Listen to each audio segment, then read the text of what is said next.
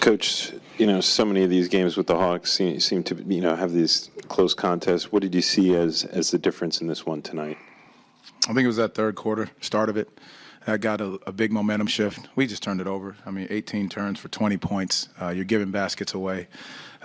I think that was the big momentum shift from that point. They were getting it on makes. They were just flying out, long shots, long rebounds. When the ball did go in, they were just throwing it ahead. They're leaking out. So a couple miscommunications down the stretch in our switching, over-helping, gave up some easy threes. So I think just our communication as well as taking care of the basketball was a big key tonight.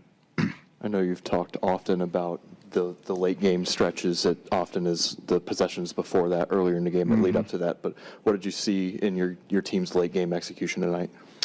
I'm going to have to go back and look at the film. I think we saw some things early on in the game that were working for us. Being able to go back and dissect them, the movement on the backside, the ball getting side to side, finding the right hands, being able to attack downhill. They did a great job of packing the paint in. But again, I think we got some good looks, but I think we took some tough ones, and I think we're going to have to go back and look at that and see where we can be better.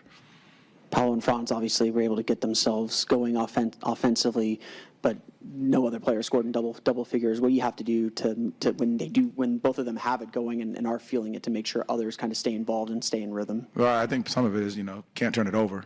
So you're losing a lot of those possessions. So whether, you're getting looks or not getting looks, we got to make sure we're taking care of the basketball first and foremost, so you're not giving up easy possessions and losing possessions.